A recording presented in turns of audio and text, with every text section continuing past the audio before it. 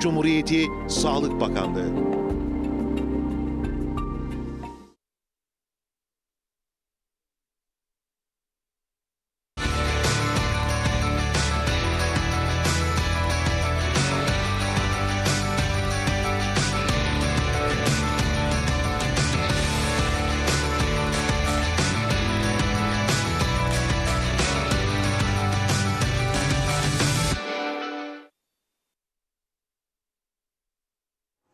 Efendim merhaba. Evet, bir cuma günü yine karşınızdayız. Her cuma olduğu gibi Diyalog Medya Grubu Genel Yayın Yönetmeni Sayın Reşat Akar'la birlikte ülke gündemini değerlendireceğiz. Tabii baktığımız zaman ön plana çıkan konu kuşkusuz ki Cumhurbaşkanı Sayın Mustafa Akıncı'nın Guterres çerçevesinin bir plan olarak sunulmasına yönelik ortaya attığı öneri. Bu öneri sonrasında hem güneyde ciddi bir tartışma beraberinde geldi, hem de Kuzey Kıbrıs Türk Cumhuriyeti'nde ve tabii ki Türkiye'de kayıtsız kalmadı. Açıklamalarda bulundu Türkiye Dışişleri Bakanlığı sözcüsü ve bir anda gündem bu konulara geldi. Tabii bir tarafta zamların yarattığı pahalılık, dövizin durumu can yakmaya devam ediyor. Hatta bu artışları da beraberinde getirdi. Zamları da beraberinde getirdi ve daha da işin içinden çıkılmaz bir boyuta ulaştı ama bir taraftan bunlar var, konuşuruz ama diğer taraftan da bugün öncelikli konumuz Sayın Akıncı'nın çıkışı ve özellikle bu Guterres çerçevesinin içerisine dair tartışmalar. Bunlar ciddi bir şekilde gündem oldu. Sayın Cumhurbaşkanı hükümet partilerinin liderlerini davet etti. Dün konuştu, görüştü ancak bu görüşme sonrasında bir açıklama olurdu her zaman. Bu kez belli ki ortak bir noktaya gelinememiş olacak ki bir ortak açıklama da ya Cumhurbaşkanı'ndan ya da parti başkanlarından olmadı. Bu da ilginç bir detaydı içeriye dair. Şimdi hemen bunları yorumlamaya başlayalım. Sayın Akar'a sözü verelim, hoş geldiniz diyelim. Evet sevgili Aytun, tüm izleyenlerimize sevgi saygılarımızı göndererek başlayalım. Şimdi tabii biz adanın kuzeyinde yaşayan Kıbrıslı Türkler gerçekten ulusal dava konusunda, Kıbrıs sorunu konusunda Rumlar kadar kapsamlı tartışmaları maalesef yapmıyoruz. Yine kapsamlı değerlendirmeler yapmadığımız gibi ileriye yönelik plan ve projeler üzerinde de çalışmıyoruz. Ama Rumlar gerçekten takdir edilir bir şekilde bu ulusal dava dedikleri Kıbrıs sorunu konusunda devamlı fikir geliştiriyorlar, tartışıyorlar ve kendi aralarında olabildiğince bir ortak nokta oluşturmaya çalışıyorlar. Zaman zaman tabii ki bazı Rum siyasi parti liderlerinin Rum liderinden farklı ses verdiğine de tanık oluyoruz. Ama bu farklı sesler kesinlikle ve kesinlikle Ulusal Konsey'de tam bir görüş birliği olmadığı anlamına gelmiyor. Tam tersi Ulusal Konsey içerisinde her siyasi partiye bir görev veriliyor ve bu görev çerçevesinde hareket ediyor. Çünkü eğer bütün Rum partileri Kıbrıs Türk tarafından ve Türkiye'den getirilen bir öneriye biz bunu kabul ettik, çok mutlu olduk derse o zaman pazarlık güçleri tamamen ortadan kalkmış olur. Halbuki bir lider masaya oturduğu zaman eline alır birkaç partinin karşı çıkışlı görüşlerini ve bak der ben yalnız değilim, rahat değilim. İşte benim ülkemde de benim tarafımda da bu partiler beni sıkıştırıyor. Kesinlikle bu belgeyi kabul etmemeye karşı çıkıyorlar. Buna muhalefet yapacaklarını söylüyorlar. Ben zorda kalırım, ben bunu halkıma kabul ettiremem diyerek pazarlık gücünü artırıyor. Bizde ise böyle bir birlik beraberlik yok. Yani Rumlardaki Ulusal Konsey'in benzerini Kıbrıs Türk tarafında da yapalım diye çok konuştuk, çok tartıştık. Fakat bunu bir türlü başaramadık. Biraz gerilere gidelim. Bu konuyu gerçekten uzun zamandır artık gündeme getirmek gerektiğini düşünüyordum. Bu son gelişmeler buna fırsat verdi. Sayın Denktaş'ın, merhum liderimizin dönemine gidelim. O dönemde bu Ulusal Konsey fikri gündeme geldiği zaman Sayın Denktaş yakın çevresine şunu söylerdi. Ne yahu ben İşte solculara da CTP'yi de alacağım içime, BKP'yi de alacağım, YKP'yi de alacağım. Onlara devletin sırlarını vereceğim için Rum'a anında duyursunlar, bildirsinler de falan filan. Böyle bir düşünce vardı. Şimdi içinde bulunduğumuz dönemde tam tersi, yani Sayın Mehmet Ali Tarat'tan bu yana gerek onun döneminde gerek Sayın Akıncı'nın döneminde ise bu kez milliyetçilere acaba bilgi vererek, onları bu işin içine katarak bozduralım mı bu iyi gidişatı düşüncesinin hakim olduğunu görüyorum. Ve bu Kıbrıs Türk toplumunun siyasi yönden ne kadar geri kalmışlığının ve beceriksizliğinin ve hazımsızlığının ve birbirine olan tahammülsüzlüğün, saygısızlığın, güvensizliğin bir sonucudur. Dolayısıyla bu tip durumda olan yönetimler, toplumlar, devletler, ne dersek diyelim adına 200 bin kişinin devleti veyahut da 200 bin kişinin yönetimi, ne olursa olsun adı, mutlak surette başarısız olurlar. Yani bizim şimdi bugün içine düştüğümüz nokta budur. Biz Kıbrıs sorunuyla ilgili mücadelemizde resmen başarısız bir durumdayız. Yani bize birileri, bir güç yukarıda, bir Tanrı gücü, bir Allah gücü yardımcı oluyor galiba ki bugüne kadar bu işi götürebildik. Yoksa kendi yönetim anlayışımızda, kendi yönetim tarzımızda biz bu işi ileriye götüremedik. Ve haklı pozisyonda olduğumuzu dahi dünyaya anlatamadık. 1974'ten beri bizi bu adamlar işgalcilikle ve istilacılıkla, yağmacılıkla suçluyorlar. Ne diyorlar? Bütün mallarımızı aldılar, bütün mülklerimize el koydular. Sakın bunlara turist göndermeyin çünkü bütün oteller bizimdir. Çaldılar, otellerimizi kullanıyorlar falan derler. Biz bir tane broşür çıkaramadık. Birleşmiş Milletler Genel Kurulu'ndaki insanlara bir bildiri dağıtamadık bugüne kadar. Ey insanlar, bunların kullandığı Larnaka Havaalanı'nda, Baf Havaalanı'nda bizimdir. Datlısu'da kullandıkları askeri üs sahiller bizimdir. Rum Telekomünikasyon Dairesi'nin ve Rum Elektrik Kurumu'nun kullandığı santral alanları binlerce dönüm Türklerindir diyemedik biz. Neden? Siyasetteki başarısızlığımızdan, örgütsüzlüğümüzden, yetersizliğimizden.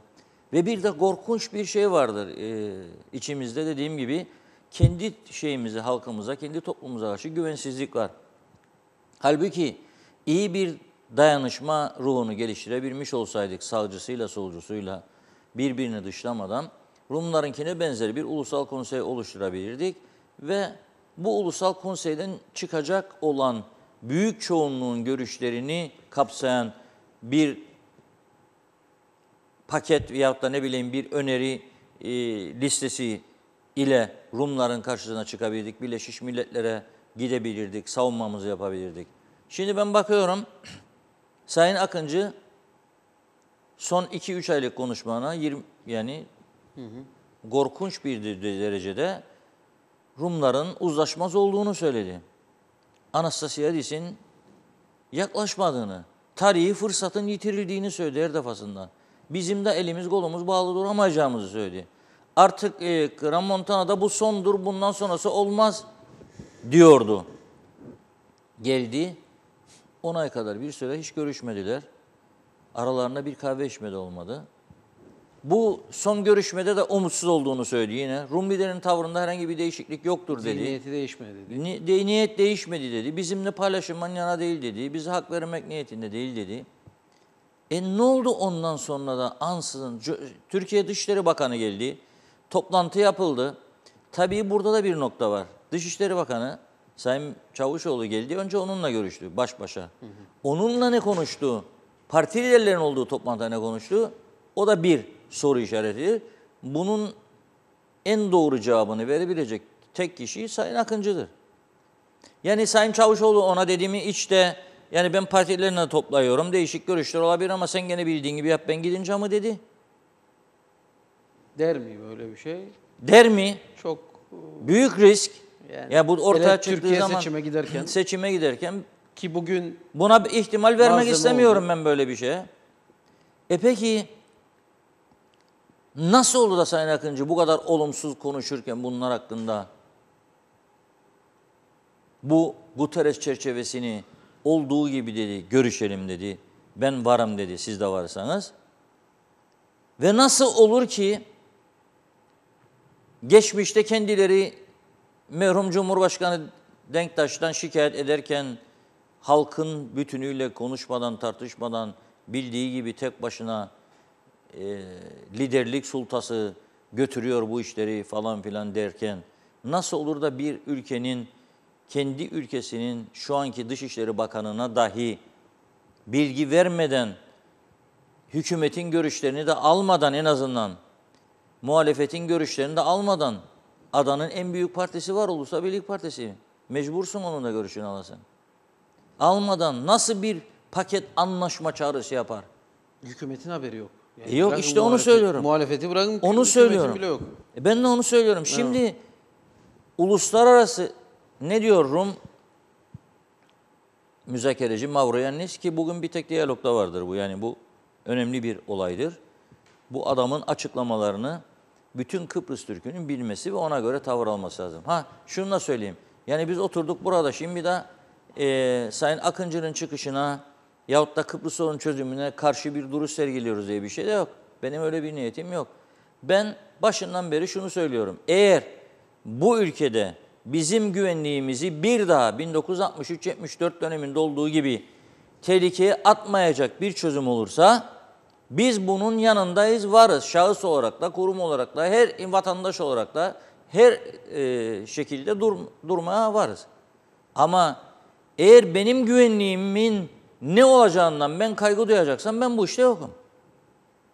Yani 63-74 arasında yaşadıklarımız var.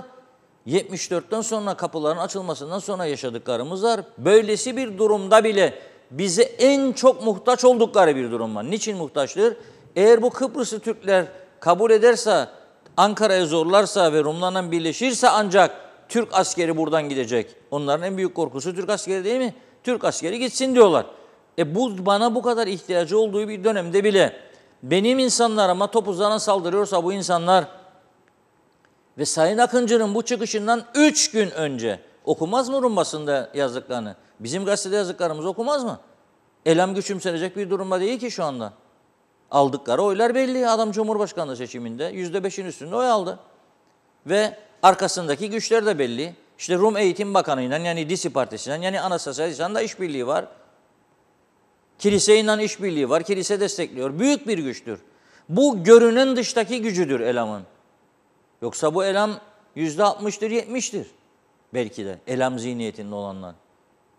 Akel'in dışındakileri bana kalırsa hemen hemen aynıdır. Yöntemi farklı olabilir, Peki, saldırmaz ama. ne dedi DİKO Başkanı Babadopoulos, EDEK Başkanı ve bir iki ufak partinin daha başkanı bizim bir gazeteci arkadaşımıza Güney'de konferanstan sonra gittik bir iki tane içtik dedi de sordum. Her şeyi kabul etsin Kıbrıs Türk tarafı. Askerleri çekmeyi, garantileri kaldırmayı. Federasyon kurar mısınız ya siz? Hayır dediler kendisine. Bunlar elam değildir ama. DİKO elam değil, EDEK elam değil. Nice. Yani farkları var sanki. Aynıdırlar. EDİS'i de aynıdır. O da Temsilciler Meclisi'nde EOKA'nın okullarda kutlanmasıyla ilgili kararda komitede olumlu oy verdi. Peki şimdi biz bunları halkımıza hiç söylemeyecek miyiz yani bilsin? Yarın bu halk bir çözüme gitti bilmeden, bir çözüme getirildi. O zaman diyecek derler mi? Siz neredeydiniz ya? Siz niçin bizi uyarmadınız ya? Onun için iyi ki diyorum Rumlar gizli kapaklı oynamıyor bizim gibi. Biz mesela gazetede diyalogda manşet attık da o gün açıkladı Sayın Akıncı Guterres çerçevesinin nedir? Ne olduğunu ve o gün itiraf etti. Garanti sisteminin değişeceğini ve tek yanlı müdahale hakkının kalkacağını kendisi itiraf etti. O gün ama o yayından sonra. Bak ne diyor Rum müzakereci? Kendi açıklıyor bunu. Rum lideri de değil. Müzakereci bu işin içindeki adam. Bu diyor Guterres çerçevesi diyor. İçeriği budur ve bizim istediğimiz de budur diyor. Garantiler iptal edilecek. Asker sayısı hemen ve etkin bir şekilde 650'ye düşürülecek ve belli bir takvim sonrasında bu 650 de kalmayacak. Tamamı gidecek. Bir tane asker olmaz diyor yani 60 anlaşmalarındaki gibi. Toprak konusunda Rum tarafı tatmin edilecek diyor. Yani Güzelurdun da içinde olacağı haritadan söz ediyor.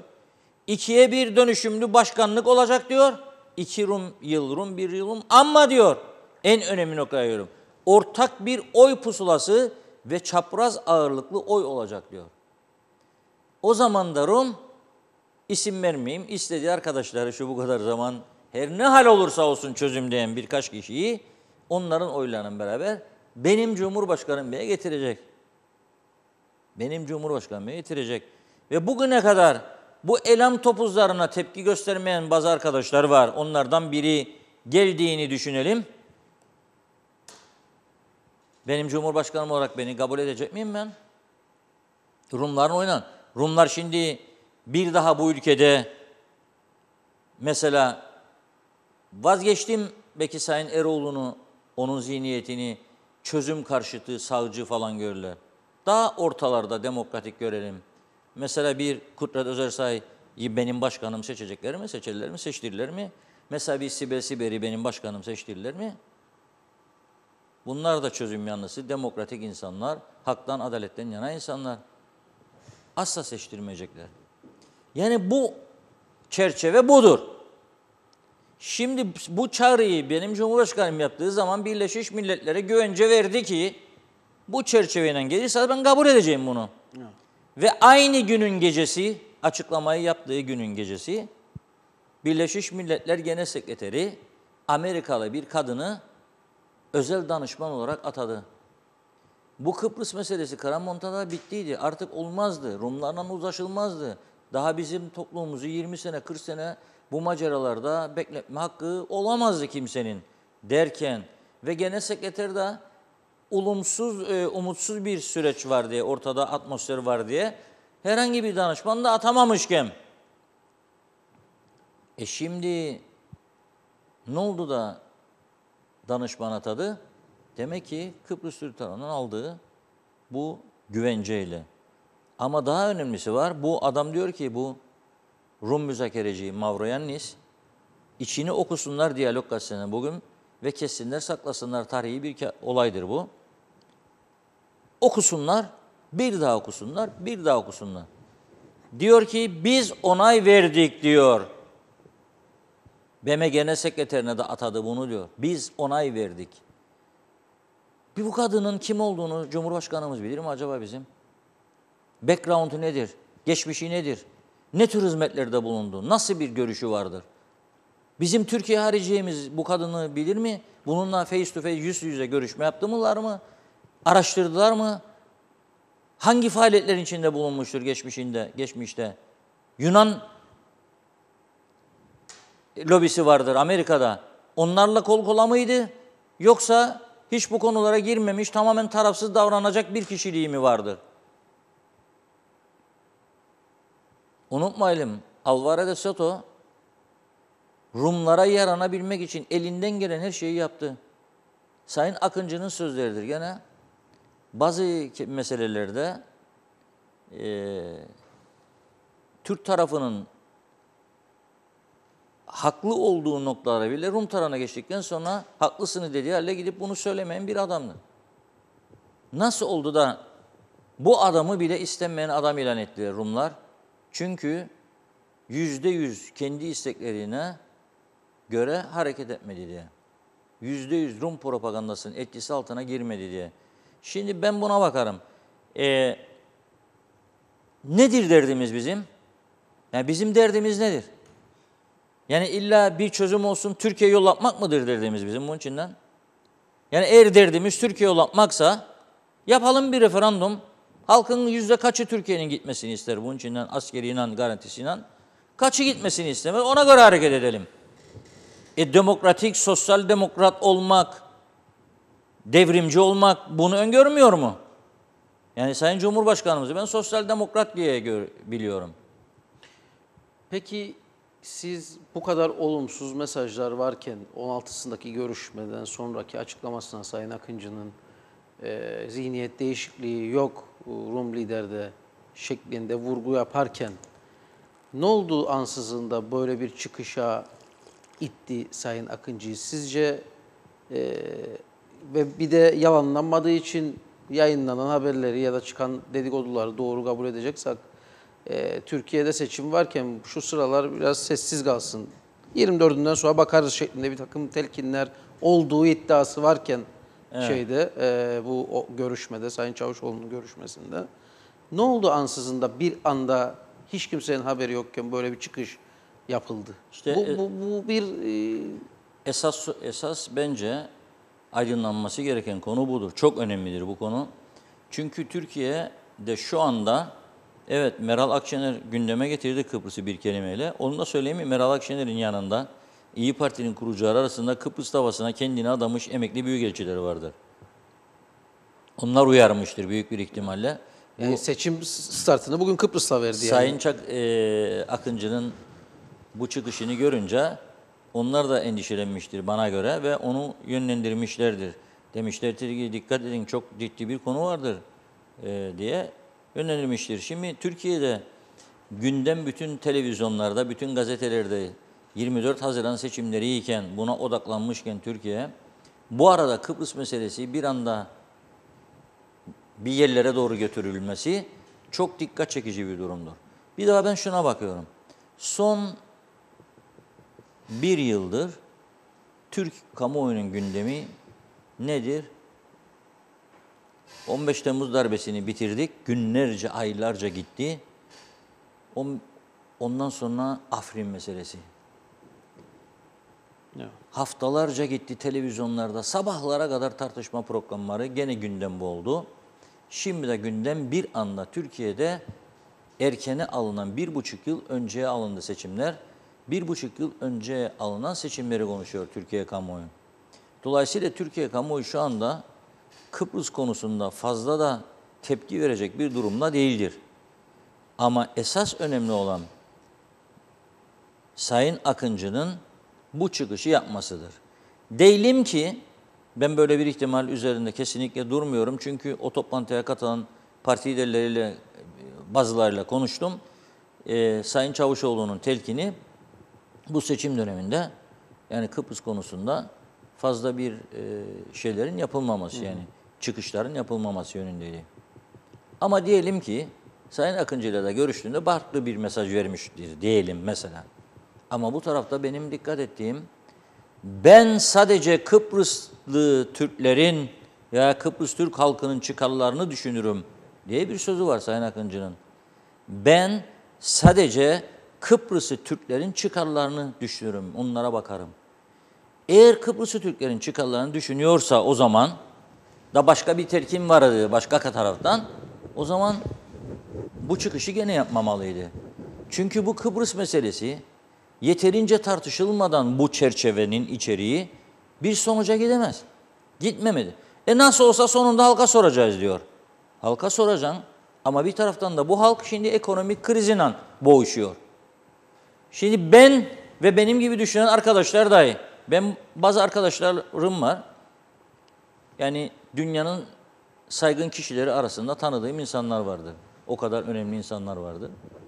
Onlar bile bana ne olacak bu ülkedeki durumumuz, gaklık geldik diyen insanlar var. Yani ne demektir bu? Yani acaba tekrar mı bırakıp memleketimizi göç etmek zorunda kalacak düşüncesin var. Biz bile bunu şimdi kendi kendimize düşünecek noktaya getiriliyorsak, neden bu hale getiriliyoruz? Çünkü basit sorunlar dahi çözülmüyor bu ülkede. Niçin çözülmediğini de anlamak mümkün değil. Yani her hafta konuştuğumuz gibi trafik konusu aynı sıkıntı devam ediyor. Mesela gene bugün Girne Lefkoşa arasına gelirken bir tane dökülmüş artık tamponları falan filan kaportası dökülmüş bir otobüs çıkamıyor yokuşu bir arkadaş. 2 kilometre tek yönde geçemen de kendini 2 kilometre sürat takmış gider. Şiki şiki baba al yolu git. Arkasında bir polis yok. Gel bakalım kenara sen desin. Beklesin trafiğin rahatladığı bir saatte çıkarsın onu yola. Yok bir polis yok. Peki bu saatleri sınırlayın dedik. Mesela kamyonlar, traktörler, dozerler giriş çıkış saatlerinde en yoğun saatlerde çıkamaz dışarı diye bir yasak getirin. Vardır yasak. Ne uygulamazlar? Kontrolü yok. Ne uygulamazlar? Ne uygulamazlar? Ulaştırma Bakanı alacak şu dedik 145 tane proje üretecek adam var dedi içeride. O 145 tane diyecek. Hadi bakalım 10 taneniz Mausaoğlu, 10 taneniz Güzelyurtoğlu, 10 taneniz Girneoğlu, ben de beraber geleceğim. Ben de arada gidip geleceğim. Bakayım buna polis de alıp. Gene yok. Sonra bakarım o bir tarafa. Maliye Bakanımız diyor ki, bak çok önemli bu ama mahkeme Kıbrıs Türk Hava Yolları, bu bir örnektir, basit bir örnektir. Bu ülkenin ne durumda olduğunu anlamak için. 3,2 milyon sterlin galiba böyle bir fiyat biçti mahkeme. Kıbrıs Türk Hava Yolları binası diyor. Buna bu paradır satılacağı fiyat. 3,5 Ve milyon. bu binanın da değeri aslında 2,5 bile değildir. 2 bile değildir. 2 dönümlük bir arazi üzerinde bir bina var orada. 2 dönüm arazi fiyatı 200 binden 400 bin sterlin diyelim, iyi yerdedir, bağlıdır. 300 binden diyelim 600 bindir. 600 binden inşaat maliyeti vardır 1 milyon 200 bin. 1,5 milyon, 2 milyon. O da sana 3,2 dedi fazlasıyla. Çünkü borcu ödenecekmiş. Bir de çalışanların hakları verilecekmiş. 5 milyondan çıkardı Maliye Bakanlığı satışa. Ve satışa çıkardıktan sonra dedi, biz bu binayı kimseye yedirmeyip devlet alacak. Para nereden? 5 milyon sterlin 30 milyon TL'dir. Evet. Nasıl sen 100 tane polis alamıyorsun? Can tehlikem var benim yollarda. Can güvenliğim yok. Bıçaklar konuşur her gün, her saat, her gece memlekette. Uyuşturucu mahvetti memleketi. Artık öyle şey değildir. Kannabis dedikleri sadece. Hani bazı ülkelerde serbesttir de bizde de kalır mı kalmaz mı tartışması, Hollanda'da, Amerika'da. Gelen eroindir, kokaindir be arkadaş. O da değil. O daha beteri var. Daha bilmediklerimiz de var. Kimyasal olan var. Peki bunları denetleyecek, bunların peşine düşecek bir polis gücüm kalmadı benim. 120 bine çıktı öğrenci sayısı. Bütün bu işte bunlara baktığımızda ve bütün esnaf kan ağladığı bir dönemde tamamen popülizme dayalı bir yönetim sergiliyoruz. Bu bugünkü iktidarın sorunuydu, zaten bu yarattı. Ben onu demiyorum zaten. Eskisinin bıraktığı enkaz çok büyüktür. Çok yani ağır bir vicdani sorumluluk altındadır eski hükümetler de. Ama Sayın Başbakan da dedi ki bu zamları dedi eski hükümet geciktirdi. Ama Maliye Bakanı eski hükümetin de Maliye Bakanıydı. Yani bunları konuşmayalım. Şimdi çok güzel sözler de söyler bu arada. Basın özgürdür. Özgürce düşüncesini hiçbir patronun, hiçbir gücün etkisi altına kalmadan konuşmalıdır diyorlar. Biz de konuşmaya çalışıyoruz burada. Evet. Yanlışlarımız varsa bir yanlışların düzeltilmesi için görüş ve düşüncelerini bizlerle paylaşabilirler. Yanlışımız da varsa o yanlışları düzeltelim. Ama 30 milyon Türk lirası ben veririm ve devlete alırım. Ne yapacaksın? Oraya da bir bakanlık dairesi, bir müdürlük de oraya. Ahmet Gürgöz'ü demiş ki, Sayın Akar, Cumhurbaşkanı Akıncı diyor ki bu gidişat hiç iyiye gitmiyor. Bence Sayın Akıncı'nın güttüğü yol hiç de hayra alamet değil. Halkını ve de tüm siyasi partilerini hiç vakit kaybetmeden kucaklamalı ve ortak bir akıllı anavatanla beraber hareket etmeli. Yoksa ötesi felakettir. Ne demek sıfır asker, sıfır müdahale? İşte gözümüzün önünde bir Filistin örneği. Herkes ayağını denk alsın, aklını başına toplasın diyor. Hayırlı yayınlar. Erol Bey de diyor ki, Erol Azmi, Sayın Akıncı hemen istifa etmeli. Bunlar da şimdilik gelen yorumlar, diğerleri iyi yayınlar falan, onları okumuyorum zaten. Şimdi tabii Sayın Akıncı bunun için yaptı. Gene Rumlar bunu da reddedecek. Da o zaman biz de önümüze bakacak düşüncesi mi var bilmiyorum. Ama çok büyük risk alarak yaptı bunu. Çünkü bu şu anki son açılımda, yani Guterres çerçevesinde ve kendisinin de açıkladığı bir şekilde beni en çok ürküten budur. Kendisi de diyor ki garanti sistemi değişecek ve müdahale hakkı kalkacak. Nasıl garanti sistemi? Aynı gün Rum Dışişleri Bakanı, Rum Sözcüsü de diyor ki bize Avrupa Birliği'nin garantisi yeter. Şimdi be arkadaş, çocuk kandırmayalım. Yani şimdi Galavaş'taki muhtar meraklı da akıllı adamdır bizim ülkemizde. Aydın insanlarımız aydındır. Köyde oturan Nurettin amca da öyle, Ayşe Baba da öyle. Şimdi bu insanlar Avrupa Birliği üyesi olduğunu Yunanistan'ın da bilmiyorlar mı? Peki Yunanistan Avrupa Birliği üyeliği çerçevesinde Kıbrıs'ın güneyinde istediği kadar insan gönderme hakkına sahip iken Türkiye tamamını, tasını, darağını toplayıp gitsin buradan diyorsun bana. Hakkı var da uluslararası anlaşmalardan da kaynaklanan. O da buraya tam yerleşsin. İki, bütün müzakere sürecinde tarafların kabul ettiği bir olay vardır. Yanlışysam lütfen beni Sayın Cumhurbaşkanı veya ekibi düzelsin. Dediler ki Kıbrıs Cumhuriyeti'nin uluslararası anlaşmaları geçerli olacak çözümden sonra. Bu uluslararası anlaşmalar nedir? Yunanistan ve Mısır'la, İsrail'le, Ürdün'le, Lübnan'la ortak savunma strateji anlaşmaları vardır. Yunanistan'ın ayrı savunma anlaşmaları vardır. Yunanistan herhangi bir durum karşısında bunun içindedir, Rumlarla birliktedir, tek ordudur. Ama benim de bu tarafta tek gücüm, tek savunucum Türkiye'dir. Türkiye'de tasını darağını alıp gidecekmiş, askerliğine bir başka güvenlik sisteminin içinde olsunmuş iki ana vatanda. Birleşmiş Milletler mesela üyesidir Türkiye. Arakan'daki Müslümanlara yönelik kanlı saldırılar devam ederken Türkiye kaç defa Güvenlik Konseyi'ni bunu durdurmaya çağırdı? Ne oldu? Türkiye'nin dışında yardım eden de olmadı. Güvenlik Konseyi sadece kınayan bir yapı. Rica ediyorum kınıyor. birazcık da gözümüzü açalım. Geçen gün 3 gün önce ben arkadaşlardan rica ettim bulacaklar. CNN Türk'te özel olarak CNN Türk'ün kendi muhabiri, Türk muhabir gittiği ve Arakanlı Müslümanların hayatını, orada yaşamlarını konu eden bir program yaptı. Çok korkunç, çarpıcıydı. Eğer içinde birazcık olsun insanlık duygusu taşıyan herhangi bir insan, insan olan bir insan, etten kemikten yaratılmış, o görüntüler karşısında kendini tutamaz ağlar. Öyle bir durumda 1 milyon insan göç etmiştir, perişandırlar. Yatacak yerleri yoktur, içecek suları yoktur. Kim bunu durdurdu? Binlerce de ölü vardır. Kim durdurdu bunu? Beni de bekleyeceksin. Da başladıktan sonra bir gecede 5-10 tane köy gene gittikten sonra da diyeceksin ki Güvenlik Konseyi Türkiye çağıracak toplantıya veya Avrupa Birliği'ni.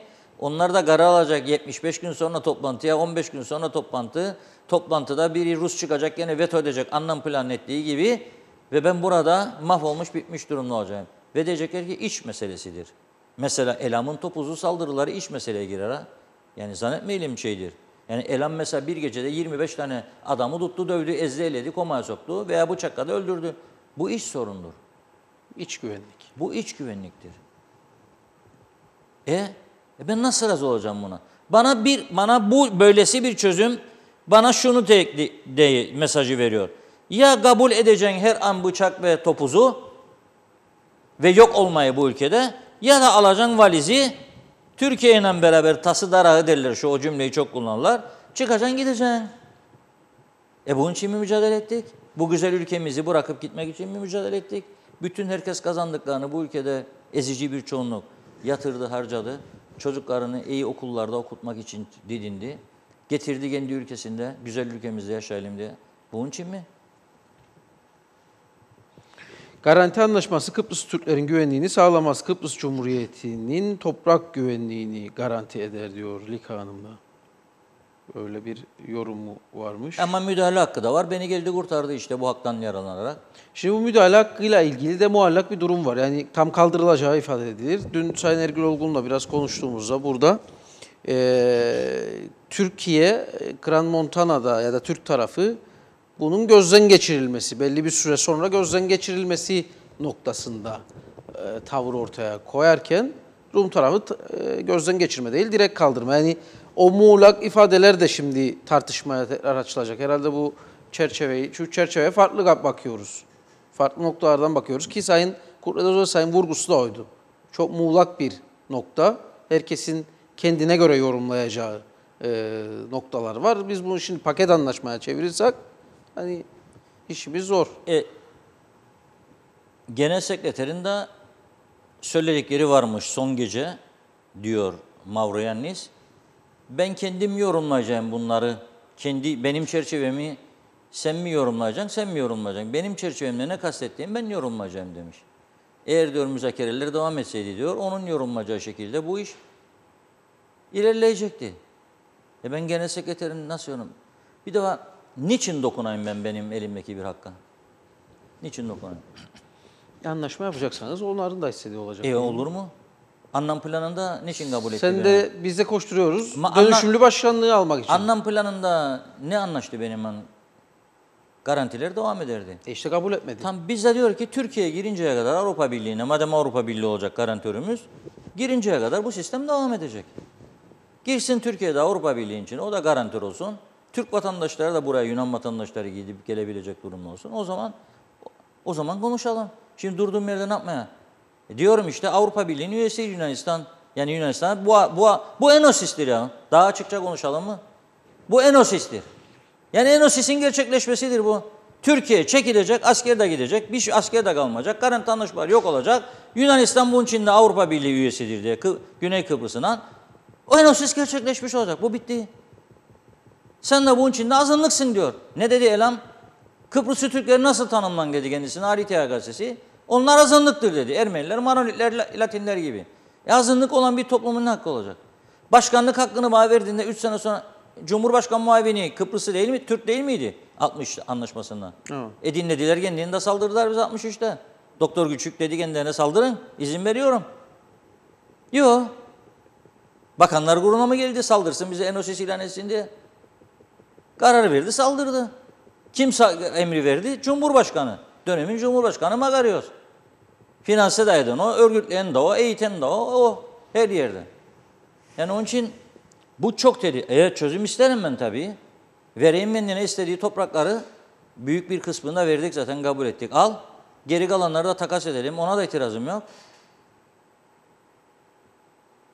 Dönüşümlü başkanlık olmasın da Cumhurbaşkanı muavini olsun. Ona da benim itirazım yok. Yani dönüşümlü başkanlık olacak diye ben garantimi bir anda yok edeceğim bunun içinde. Nasıl kime güveneceğim? Bence çok büyük bir tehlikedir. Yani ateşle oynamak demektir bu. Böyle bir şeye... Evet. Erhan Arıklı Bişkek'ten zevkle izliyorum diyor sizi. İyi ki varsınız. Selamlar Erhan Bey. Tony Curtis, bugün Hristiyan Siyonist Birliği İslam ülkelerine devamlı saldırırken Türkiye bizim tuttuğumuz tek daldır. Akıncı yanlış yapıyor demiş. Zeka Uçer, herhalde bundan sonra çekilmesi gerek. Böyle anlaşmayı Türk tarafı kabul etmez demiş. KKTC gibi bir başka yorum Salih Yusuf. Avrupa kanunlarından uzak yerde yaşamak zorunda olacağıma Rum'la savaşarak ölmek daha çok işimize gelir. Avrupa kanunları isterik, insan hakları, özgürlük demiş o da. Savaştık 63-74'te gördük ne olduğunu. Şu Cumhurbaşkanlığı seçimlerinden sonra Türkiye'den bir bakan demiş ki Akıncı yapacağı politikadan ismini tarihe yazdırabilir fakat nasıl yazılacağı kendine bağlıdır demişti diye bir anımsatma yapmış Erol Canseç'te.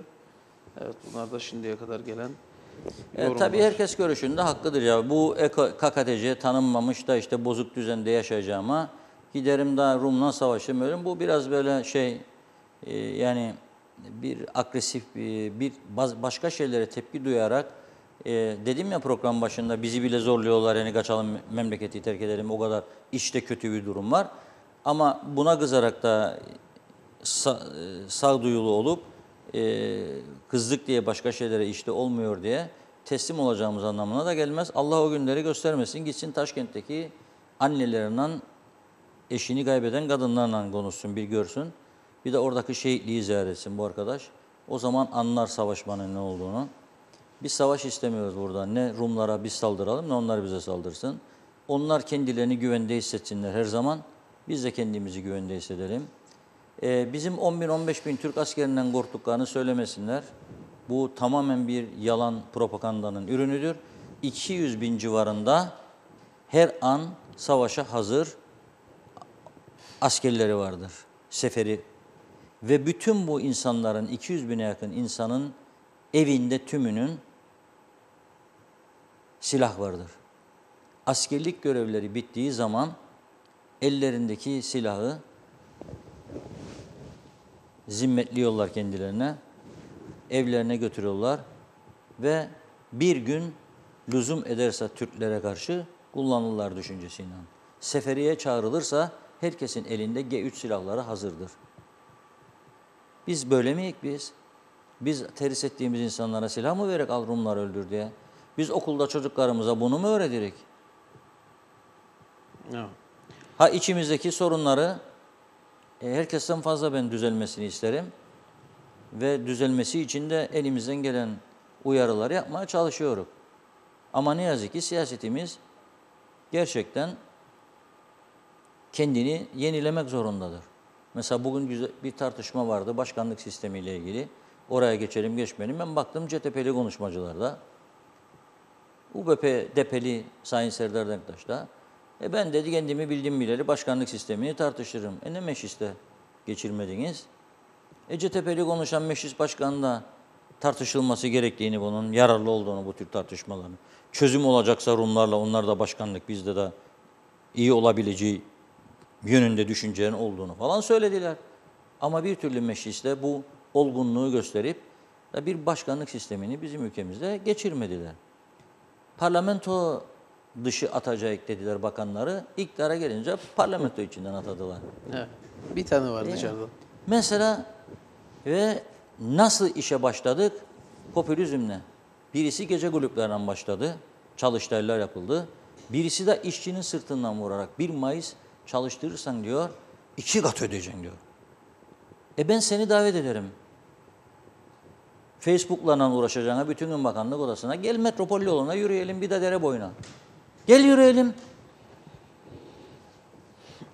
Gazeteye koyduk görmediysen gel yürüyelim. Kaç tane boş mağaza vardır devren kiralık. Devretmeyenlerin de soralım halini, nasıldır işleri? Da nasıl verecek sana? Sen bana bunun içinde 120 bin tane öğrenci diye övünürken da bunun gerçekte 45 bininin yaklaşık okula gittiği iddiaları bizzat üniversitenin içindeki adamlar tarafından, bazı üniversitelerin hepsinin değil, iddia edilirken geri dışarıdaki 70-80 bin kişinin ne yaptığını ne bulman ya be arkadaşım? Da öpeyim seni alnından. Da popülizm yapan 3 tane 5 tane ayakta kalan kurum var. Onları da batıracaksın sen. Ha? 1'e 2 verecek. Sordun mu sen onun halini? Yasa öyle der diyor. Yasa çok şey de söyler. Yasalar başka şeyleri de söyler. Senin bir de verdiğin yemin var. Topluma hizmet için, adaletli davranma için. Sen niçin ihtiyaç sandığın reklamını bir gazeteye verin de bana vermen? Sen adaletli mi davranın da yasaları mı uygulan da şimdi gelin bana yasa şeyi yapan? Sen kime soran da SMS atan da bakanlığın ilk haftasında işçiler dikkat edin güneş vardır başınıza şapka giyin çıkın ya da rüzgar vardır. Senin görevin bu mudur? Ama çocuk oyuncağı mı döndü devlet yönetmek ya ben anlamadım bu işi. Kime sordular? Hadi gelsinler gidelim konuşalım. Girne esnafına gidelim. Mausa esnafına gidelim surlar içine. Adamlar kan ağlar. Da sen ona diyeceksin ki geleceğim seni de edeceğim Botron'a da 1'e 2 vermedin diye de keseceğim sadece zahi. Kes bakalım kesebilirsen. Bu kadar borcunu ödemeyen var sosyal sigortalı. Hangisini verdin? Kaç kişi mahkemeye verdin? Binlerce, 10 binler, 20 bin insan vardır kaçak çalışır bu ülkede. Gaydı bile yoktur. Niye bunların peşine düşmüyorsun? Onu da söylediğin zaman personel eksikliği var diyor. Peki senin dişin kime geçer ya anlamadım. Yani sen 3-5 kişiye mesaj verin bu ülkede sadece.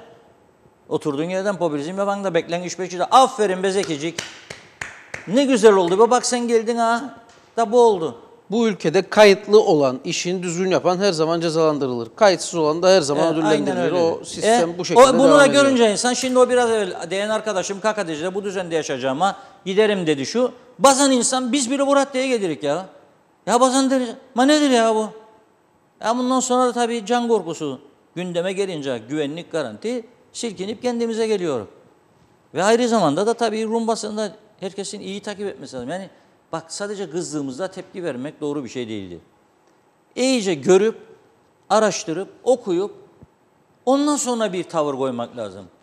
Rum tarafında son 2 haftanın içerisinde 3-4 tane insan öldürüldü ya. O cinayet var, karı koca öldürdüler. Gittiler 59 yaşında kadın, 60 yaşındaki adam emekli öğretmen evlerinde. Ne cinayetler oluyor o tarafta? Her türlüsü var. Diğer tarafta da var. Daha da fazla var. Bunları okuyoruz, görüyoruz. Peki.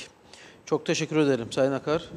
Bugün noktalayalım programı. Haftaya yeniden Cuma günü bir aksilik olmazsa buralardayız zaten. Değerlendirmelerimizi sürdüreceğiz. Evet bitirirken tabii haftanın son detay programındayız. Pazartesi günü yine detayda kaldığımız yerden devam edeceğiz. Her zaman söylüyorum hafta sonu olası gelişmeleri de ekranlardan sizlere aktaracağız. Ancak Hemen anımsatmamı yapayım. Bu salı Halk Meclisi programında Vadili Köyü'nde olacağız. Vadili'ye gitmiştik. Aslında ilk programlarımızdan biriydi Vadili. 82 programı geride bıraktık. O program efsane de bir programdı. Çok muazzam bir kalabalık vardı ve birçok kişi konuşamadığı için yaklaşık 3 saate yakın bir program yapmıştık. Ama çok şikayet gelmişti. Mutlaka bir kez daha yapılması yönünde. Şimdi turları atmaya devam ederken havalar da güzelleşti. Daha açık alanda daha fazla insana ulaşabilme şansını yakaladığımız için bu hafta Vadili Köyü'nde programımızı gerçekleştireceğiz. Onu da hatırlatalım. Salı akşamı saat 20'de canlı yayında yerde Hüseyin Topal'ın kahvehanesinde olacak. Şimdiden Vadili köy halkına duyurmak üzere bu anımsatmayı da yapalım ve bugünü noktalayalım. Herkese iyi tatiller. Pazartesi günü de yine detay programında kaldığımız yerden devam edeceğiz. Görüşmek üzere.